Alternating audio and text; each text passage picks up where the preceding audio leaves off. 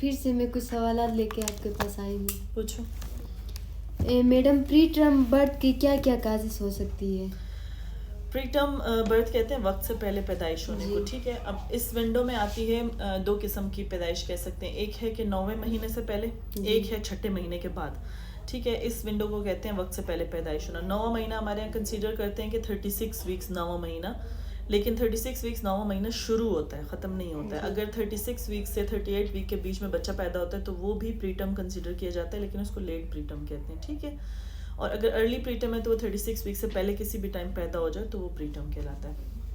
अच्छा, अब pre term के जो कॉजेज़ हैं, सबसे बड़ी और इम्पॉर्टेंट कॉज हमारे माशरे में इन्फेक्शन और न्यूट्रिशन है, ठीक है।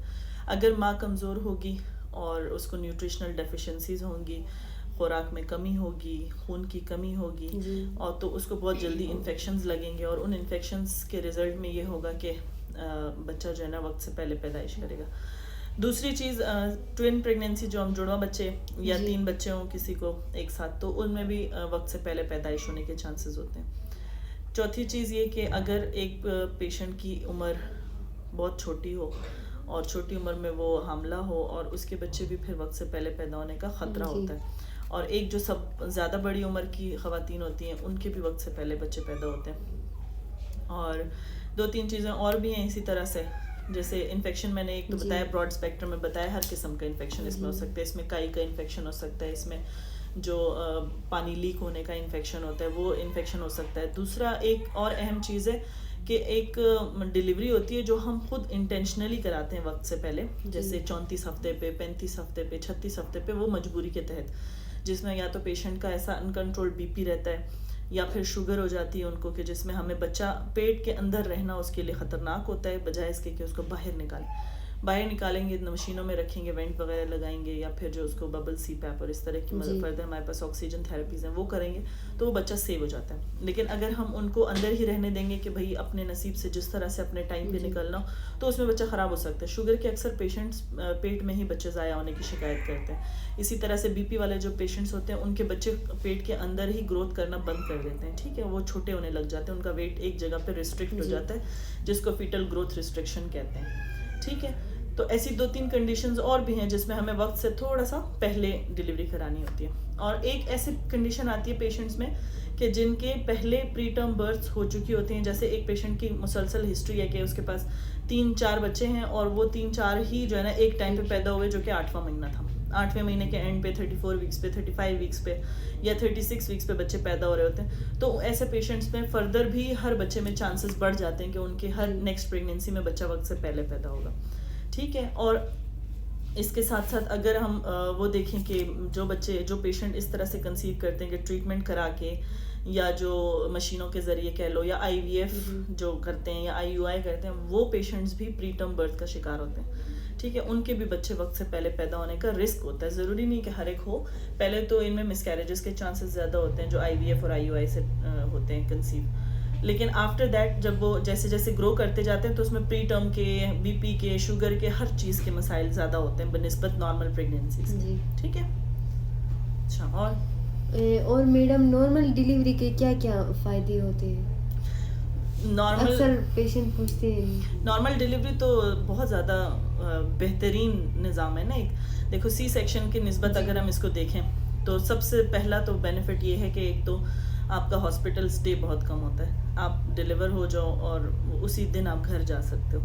दूसरा, सिजेरियन के बाद होने वाली जितनी भी कॉम्प्लिकेशंस हैं उन कॉम्प्लिकेशन से पेशेंट बच जाता है। फॉर एग्जांपल हेमरेज, बहुत ज़्यादा खून का ज़ाया होना, इन्फेक्शन हो जाना, टांकों में दर्द होना, कमर में दर्द होना, भूख का ना लगना, ये सारी कॉम्प्लिकेशंस C सेक्शन के साथ है ना। और आपको ब्लड ट्रांसफ्यूजन हो जाता है, खून लगना पड़ता है, ये सारी C सेक्शन के साथ कॉम्प्लिकेशंस है, वो सारी चीज़ों से आप बच जाते हो। तीसरी ये कि आप मदर और बच्चे का, माँ और बच्चे का बॉन्ड बहुत ज़्यादा स्ट्रांग हो जाता है। माँ इतनी फिट होती है माशाल्लाह से नॉर्मल डिलीवरी के बाद कि वो अपने बच्चे को पकड़ पाती है, दूध पिला सकती है, उसको साफ़ कर सकती है। मतलब माँ के अपने हाथ में होता है कि वो किसी भी टाइम अपने बच्चे को हैंडल कर सकती है। जो C सेक्शन वाले पेशेंट्स होते हैं वो अपने बच्चे को उस तरह से टाइम नहीं दे पाते पहले शुरू के 3-4 दिन, जिसमें बच्चे के साथ बॉन्डिंग बननी होती है, ठीक है। और दूसरा एक चीज़ और भी है कि नॉर्मल डिलीवरी के फ़वाइद ये हैं कि आपको बहुत ज़्यादा लंबा गैप भी नहीं रखना पड़ता है। ऑपरेशन वाले लोग फिर थोड़ा सा गैप इसलिए एहतियातन रखते हैं क्योंकि एक लिमिटेड नंबर ऑफ बच्चे वो पैदा कर सकते हैं कि 4 या 5 या 6। बहुत ज़्यादा अगर अच्छा यूट्रस होगा, बहुत अच्छे सिजेरियन हुए होंगे, गैप अच्छा होगा, हेल्दी पेशेंट होगा, तो उसमें 7-8 ऑपरेशन तक बात जा सकती है आजकल के ज़माने में। लेकिन मैक्सिमम जो अभी तक है ना वो है 6 और 5, क्योंकि एक तो माशी हालात लोगों के, दूसरा जो है ना जितने कम बच्चे होते हैं उनकी परवरिश अच्छी होती है, तो इस वजह से जो है ना तरीके से कम बच्चे पैदा किए जाते हैं सिजेरियन वाले। दूसरा जो नॉर्मल डिलीवरी के बच्चे हैं वो आपको गैप ज़्यादा नहीं करना पड़ता है। एक आप हील जल्दी हो जाते हो, आप सेहतमंद जल्दी हो सकते हो, उसमें आपके पास अपने लिए भी टाइम होता है, बच्चे के लिए भी टाइम होता है, और आप नंबर ऑफ़ किड्स भी ज़्यादा हो जाता है, आप बच्चे ज़्यादा पैदा कर सकते हो। ये 2-3 फ़ायदे हैं बच्चे नॉर्मल पैदा करने के। और लेकिन जिस तरह से आजकल के हमारी खुराक और जिस तरह की हमारी एक्सरसाइजेज़ और जिस तरह की हमारी लड़कियों की रूटीन है ना, लाइफस्टाइल है, उस लाइफस्टाइल में नॉर्मल डिलीवरीज़ का रेट बहुत कम हो गया। और वो भी इसलिए क्योंकि एक तो बर्दाश्त का लेवल बहुत कम है, बच्चियों का बर्दाश्त नहीं कर पाती हैं पेन्स, और जो बर्दाश्त कर पाती हैं उनकी न्यूट्रिशनल डेफिशिएंसीज इतनी होती हैं, वो खुराक उस तरह से लेती नहीं है थ्रू आउट प्रेगनेंसीज़ कि उनमें ताकत रहे कि वो नॉर्मल प्रेगनेंसीज़ कर सकें। ऑल्दो हमारी कोशिश यही होती है कि हम सिजेरियन की तरफ ना जाएं फ़ौरन, लेकिन अगर कहीं पे हमें माँ और बच्चे की सेहत को देखना होता है तो हमें फिर सिजेरियन ना चाहते हुए भी करना पड़ता है। तो काफ़ी लोग इस पे क्वेश्चन भी करते हैं कि नहीं आप तो शौक से सिजेरियन करते हो। हम शौक से सिजेरियन नहीं करते, हमें कोई शौक नहीं है 15 मिनट 20 मिनट खड़े होकर टांके लगाने का और कॉम्प्लिकेशन सहने का।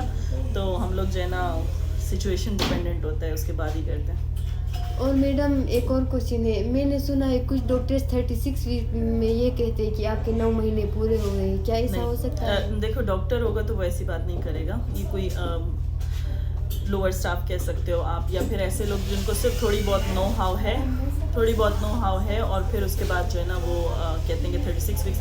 असल में 36 वीक्स पे 9 महीना पूरा नहीं होता है, 36 वीक्स पे 9वां शुरू हो चुका होता है। और जैसे हम अगर कहते हैं ना कि महीना, तो महीने के अंदर भी 4 हफ्ते हैं ना, तो महीना बोलने से महीना ख़त्म तो नहीं हो गया, उसके 4 हफ्ते गुजरेंगे तो महीना होगा ना। अब 36 वीक्स के बाद 37 तक एक हफ्ता, 38 तक दूसरा हफ्ता, 39 तक तीसरा, 40 तक चौथा हफ्ता।